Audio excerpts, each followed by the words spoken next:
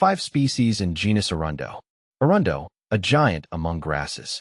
My name is Ferb Vu, and I've always been fascinated by the natural world, especially the diversity and resilience of plant life. Lately, I've become particularly interested in the genus Arundo, a group of robust perennial grasses belong to the Poaceae genus. These aren't your typical lawn grasses. They can tower over you, reaching heights of up to 10 meters. Their sturdy stalks and expansive leaves have captured my attention, and I've been delving into their biology, ecological impact, and potential uses. Species within the genus Arundo. The Arundo genus is relatively small, containing only a handful of recognized species. Here are the ones I've come across in my research. Arundo donaciformis. This species is a less common variety of giant reed that shares similarities with Arundo donax, but is generally smaller in size and has finer, narrower leaves. It often thrives in warm, subtropical regions and serves as a low-maintenance ornamental grass. While it lacks the imposing stature of A. donax, it still forms attractive, dense clumps, making it suitable for landscaping as a background or border plant. Arundo donax. Known as giant reed, Arundo donax is a robust and tall perennial grass native to the Mediterranean and parts of Asia. This species can reach heights of 20 feet, with its towering, bamboo-like stems and broad, green leaves.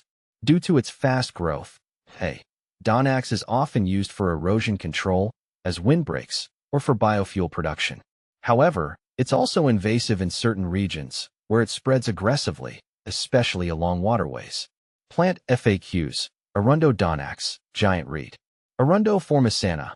Originating from Taiwan, Arundo formicana is a rare and striking grass that can reach moderate heights with delicate, graceful foliage. This species is recognized for its adaptability to moist soils and its ability to grow in both full sun and partial shade. Formicana is valued as an ornamental grass due to its lush, bushy appearance, adding texture and color to landscapes while staying relatively compact compared to other Arundo species. Arundo micrantha. A smaller and more delicate species, Arundo micrantha is native to certain areas of the Mediterranean. It is a versatile grass, often found in rocky or marginal soils, where it has adapted to drier conditions. Unlike the giant Arundo donax, micrantha remains compact, making it suitable for ornamental use in gardens where a subtler, less invasive grass is desired. Its fine, thin leaves and slender form add a refined touch to naturalistic landscapes. Arundo plinii.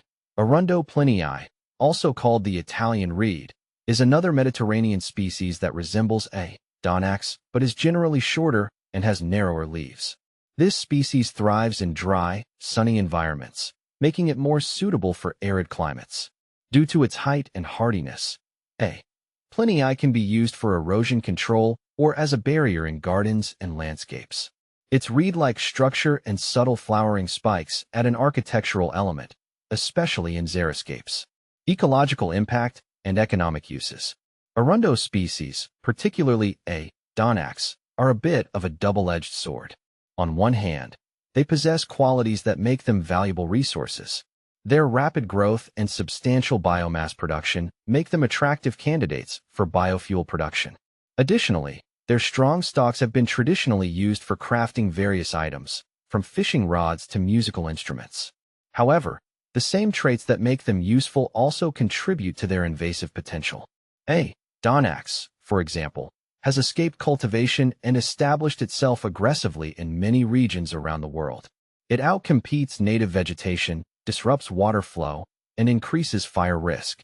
This has led to extensive efforts to control its spread and mitigate its ecological impact. The future of Arundo. Despite the challenges posed by invasive Arundo species, I believe there's still much to explore and appreciate about this genus. Ongoing research is focused on harnessing its potential for bioenergy and bioproducts, while developing effective management strategies to minimize its negative impacts. I'm eager to see how our understanding and utilization of Arundo evolve in the years to come.